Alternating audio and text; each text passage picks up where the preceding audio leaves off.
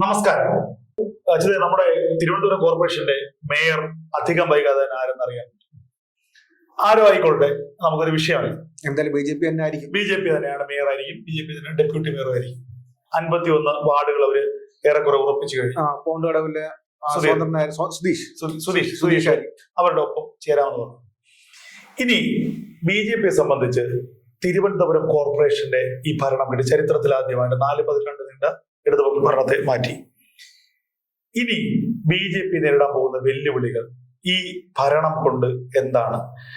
BJP നേടാൻ പോകുന്ന വെല്ലുവിളി നിർദ്ദേശിച്ചത് BJPയുടെ ഒരു ചരിത്രപരമായ നേട്ടമാണ്. പക്ഷെ ഈ നേട്ടത്തിലൂടെ BJP നിലനിർത്തേണ്ട ഘടകങ്ങൾ എന്തൊക്കെയാണ്? BJPക്ക് ഇത് ഭാവിയിൽ ദോഷകരമായി മാറാതിരിക്കണമെങ്കിൽ BJP ശ്രദ്ധിക്കേണ്ടത് എന്തൊക്കെയാണ്? BJPക്ക് പ്രതിപക്ഷത്ത് നിന്ന് കളിക്കുന്ന പോലല്ല ഭരണപക്ഷത്ത്. അധികാരം കിട്ടിക്കഴിഞ്ഞു, ഇനി പറയുന്ന കാര്യങ്ങൾ ചെയ്തേ പറ്റൂ. ഇപ്പം അവരുടെ ഒരു ഇലക്ഷന്റെ വാക്യമുണ്ട്, ഇന്ന് നേരത്തെ ഒരു വീഡിയോക്കകത്ത് പറഞ്ഞ പോലെ തന്നെ മാറാത്തത് മാറും എന്ന് പറഞ്ഞാണ് അവർ കയറിയിരിക്കുന്നത്. മാറാത്ത ഒന്ന് മാറി. ഇതുവരെ BJP അധികാരത്തിൽ വന്നിട്ടില്ല, അത് മാറി. BJP അധികാരത്തിലെത്തി. BJP കോൺഗ്രസ് അധികാരത്തിൽ പോലെയോ അല്ലെങ്കിൽ CPM അധികാരത്തിലെത്തുന്ന പോലെയോ അല്ല. BJP അധികാരത്തിലെത്തുമ്പോൾ കേന്ദ്രം ഭരിക്കുന്ന BJP ആണ്. അപ്പം വോട്ട് കൊടുത്തവരും വിജയിപ്പിച്ചവരും ഒരുപാട് പ്രതീക്ഷിച്ചു. ഇവിടെ ഇപ്പം ഒരു MP ഉണ്ട്, ഒരു കോർപ്പറേഷൻ ലഭിച്ചിട്ടുണ്ട്. MP 2024 സുരേഷ് ഗോപി ജയിച്ചു. സുരേഷ് ഗോപി ജയിച്ച ആ തൃശ്ശൂർ മണ്ഡലത്തിൽ BJPയുടെ ഇപ്പോഴത്തെ സ്ഥിതി ഇതിനൊപ്പം ചേർത്ത് പറഞ്ഞ ഒരു കാര്യമാണ്. ആ മണ്ഡലത്തിൽ BJP നിലനിന്നില്ല. ഭയങ്കര വലിയൊരു വിജയം നേടിയ ഒരു മണ്ഡലത്തിൽ BJP ഭയങ്കരമായിട്ട് കുറവുണ്ട്. പക്ഷെ പഴയ വോട്ട് പിടിക്കേണ്ടിടത്തെല്ലാം CPM വോട്ട് പിടിച്ചു. തൃശ്ശൂർ നഗരത്തിന് പുറത്ത് CPM വോട്ട് പിടിച്ചു. തൃശ്ശൂർ നഗരത്തിനകത്ത് കോൺഗ്രസ് വോട്ട് പിടിച്ചു. BJP ഇപ്പോൾ സത്യം പറഞ്ഞ പുറമോട്ടിറങ്ങി. തിരുവനന്തപുരത്ത് അങ്ങനത്തെ ഒരു അവസ്ഥ വരാതിരിക്കണമെങ്കിൽ അവർ പണിയെടുത്തേ പറ്റൂ. പണിയെടുക്കുക മാത്രമല്ല, ഇപ്പോൾ എന്തൊക്കെയാണ് നടന്നുകൊണ്ടിരിക്കുന്നത് അത് മെയിൻറ്റെയിൻ ചെയ്ത് കൊണ്ടുപോകുന്നതല്ല. അതെ, ഇപ്പം ഒരുപാട് പ്രശ്നങ്ങളുണ്ട്. ആരെക്കുറിച്ചും മേയറിനെ കുറിച്ചും ഒരുപാട് പ്രശ്നങ്ങളുണ്ട്. അങ്ങനെ ഒരുപാട് കാര്യങ്ങളുണ്ട്. പക്ഷെ ചില കാര്യങ്ങളൊക്കെ കോർപ്പറേഷൻ ചെയ്ത് കൊണ്ടുപോകുന്നുണ്ട്. പരാതികളുണ്ട് എന്ന് പറഞ്ഞാലും വേസ്റ്റ് നിർമ്മാർജ്ജനം ഒരു പരിധി വരെ ചെയ്ത് കൊണ്ടുപോകുന്നുണ്ട്. നയപ്രശ്നമുണ്ട്, അതുകൊണ്ട് സമ്മതിക്കുന്നുണ്ട്. പക്ഷെ റോഡുകളുടെ കാര്യത്തിലായാലും ബാക്കിയുള്ള കാര്യത്തിലും കൗൺസിലർമാർ കാര്യമായിട്ട് ഇടപെടുന്നുണ്ടായിരുന്നു. അപ്പം ഇപ്പോൾ നടന്നുകൊണ്ടിരിക്കുന്ന കാര്യങ്ങൾ അതുപോലെ കൊണ്ടുപോകാൻ വേണ്ടിയല്ല പുതിയൊരു ഭരണസമിതിയെ കൊണ്ടുവരുന്നത്. ഇപ്പോഴുള്ള കാര്യം അതുപോലെ കൊണ്ടുപോകാനാണ് ഈ കോൺഗ്രസ് ഇരുന്നാലും മതി, അല്ലെങ്കിൽ CPM ഇരുന്നാലും മതി, തുടർ ഭരണം കൊടുത്താലും മതി. BJP അങ്ങോട്ട് കൊണ്ടുവരുമെന്ന് പറഞ്ഞാൽ കേന്ദ്രത്തിൽ അവർക്ക് അധികാരമുണ്ട്. അപ്പൊ അതിന്റെ ഭാഗമായിട്ട് ഒരുപാട് കാര്യങ്ങൾ ചെയ്തു തരാമെന്നാണ് പറഞ്ഞിട്ടുള്ളത്. അവരുടെ പ്രകടന പത്രികയിൽ തന്നെ പറഞ്ഞിട്ടുണ്ട് ഒളിമ്പിക്സിന്റെ ഒരു വേദിക്ക് വേണ്ടി ശ്രമിക്കുമെന്ന് വരെ പറഞ്ഞിട്ടുണ്ട്. തീർച്ചയായും ഒളിമ്പിക്സിന്റെ കാര്യം നമുക്ക് അതുകൊണ്ട് പോകണ്ട, അത് അഹമ്മദാബാദ് തന്നെ ആയിരിക്കും. അത് എന്തായാലും ഇങ്ങോട്ട് ഇത്രയും ദൂരം മാറി. അത് ഞാൻ പറഞ്ഞത് അതൊരു ഒരു സാന്ദർഭികമായി പറഞ്ഞതായിട്ട് കണ്ടാൽ മതി. അത്രത്തോളം വലിയ വികസനം കൊണ്ടുവരുമെന്നുള്ള പ്രതീക്ഷ അത്രേ. അപ്പൊ അങ്ങനെ പറയുന്ന സമയത്ത് 2030 അടുത്ത ഇലക്ഷനിലേക്ക് പോകുമ്പോൾ എന്തെങ്കിലും ഒന്ന് കൊണ്ടുവന്നേ പറ്റൂ. 2030 ഇതിന്റെ ഏറ്റവും വലിയ ഇമ്പാക്ട് ഉണ്ടാകുന്നത്. 2029 അടുത്ത ലോക്സഭ ഇലക്ഷനിലായിരിക്കും ഇതിന്റെ ഏറ്റവും വലിയ ഇമ്പാക്ട് ഉണ്ടാകുന്നത്. BJPക്ക് തൃശ്ശൂരിനേക്കാളും സാധ്യതയുള്ള മണ്ഡലം തിരുവനന്തപുരം തന്നെയാണ്. തരൂര് മത്സരിക്കുന്നതുകൊണ്ട് മാത്രമാണ് BJP ജയിക്കാതെ പോകുന്നത്.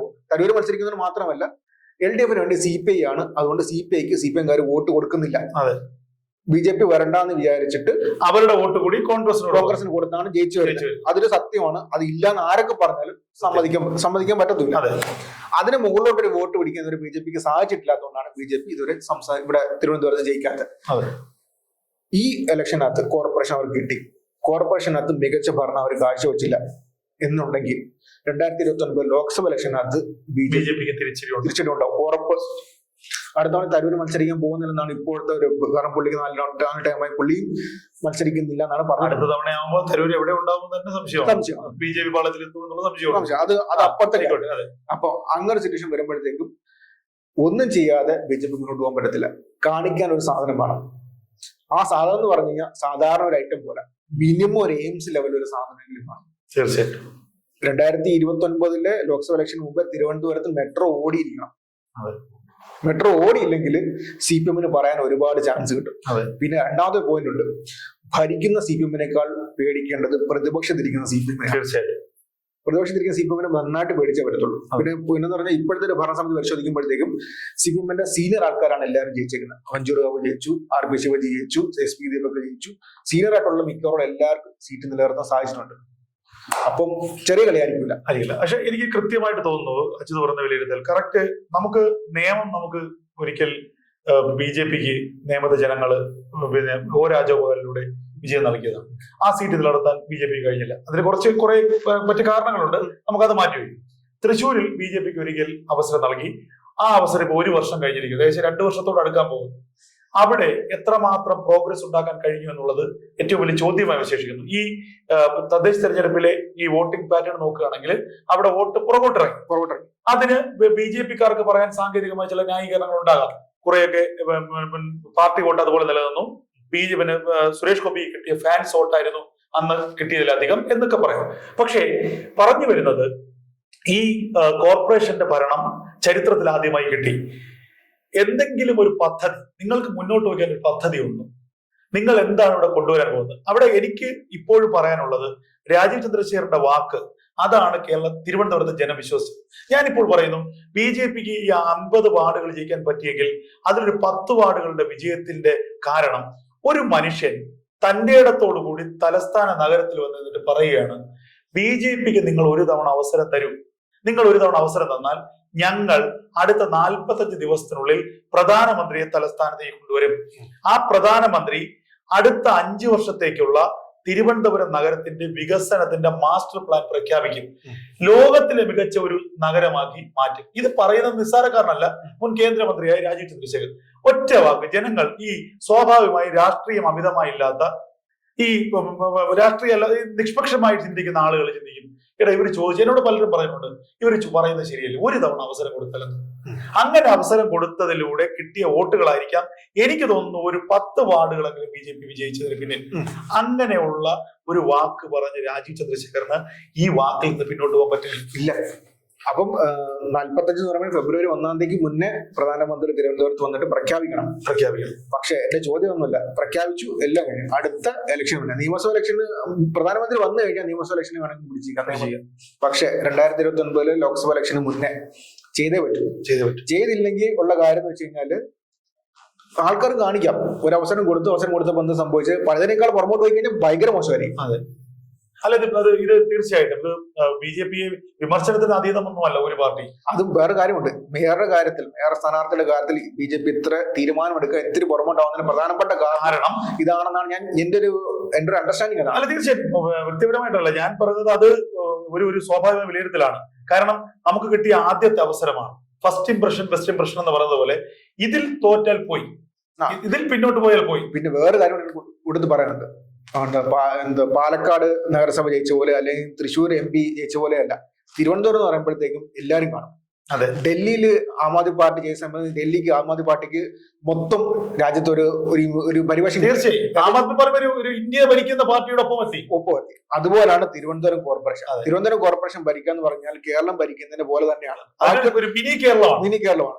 ബാക്കിയുള്ള കൊല്ലമോ എറണാകുളം കൊച്ചി പോലെയല്ല. അപ്പൊ എറണാകുളം എന്ന് പറഞ്ഞാല് എറണാകുളം പോലെയല്ല. അപ്പൊ തിരുവനന്തപുരം ഭരിക്കാന്ന് പറഞ്ഞാൽ ഒരു മിനി കേരളമാണ്, കേരളം ഭരിക്കുന്നതിന് തുല്യമാണ്. അതെ, അപ്പൊ എല്ലാ സംസ്ഥാന സർക്കാരിന്റെ മുഖ്യമന്ത്രി പങ്കെടുക്കുന്ന എല്ലാ പരിപാടിക്കകത്തും പ്രധാനമായിട്ട് മന്ത്രിമാർക്ക് മുകളിൽ പ്രോട്ടോകോൾ പ്രകാരം പങ്കെടുക്കുന്ന ആളാണ് മേയർ, തിരുവനന്തപുരം മേയർ.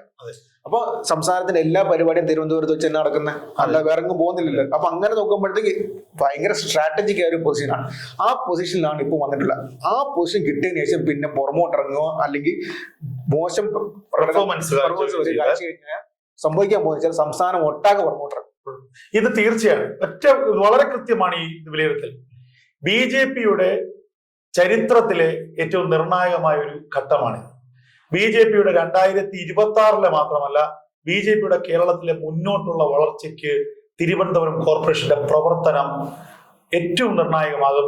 പ്രവർത്തനം നന്നായാൽ BJP കേരളത്തിൽ വളരും, പ്രവർത്തനം മോശമായാൽ കേരളത്തിൽ BJPയുടെ തകർച്ചയ്ക്ക് തന്നെ ഇത് കാരണമാവുകയും ചെയ്യും. ഇത് വെറുതെ പറയുന്നതല്ല, തിരുവനന്തപുരം കോർപ്പറേഷൻ BJPയെ സംബന്ധിച്ച് ഒരു നാഴികക്കല്ലേ, ഒരു ഇരുതല മൂർച്ചയുള്ള വാളാണ്. അങ്ങോട്ട് വേണമെങ്കിലും വെട്ടാം, ഇങ്ങോട്ട് വേണമെങ്കിലും വെട്ടാം. അതുകൊണ്ട് തന്നെ വളരെ സീരിയസ് ആണ്. വെച്ചാൽ ബാക്കിയുള്ള രാഷ്ട്രീയ പാർട്ടികളും ബാക്കിയുള്ള സാധാരണക്കാരും വളരെ സീരിയസ് ആയിട്ട് കാണുകയും ചെയ്യുന്ന ഒരു കാര്യമാണ്. BJPക്ക് എന്ത് ചെയ്യാൻ പറ്റും, അതാണ് ചോദ്യം. BJPക്ക് എന്ത് ചെയ്യാൻ കഴിയും?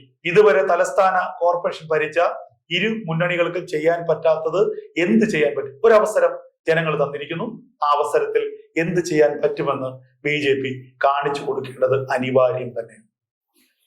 നന്ദി. മറ്റൊരു വിഷയമായിട്ട് അടുത്ത ദിവസം വീണ്ടും വരാം. നന്ദി, നമസ്കാരം.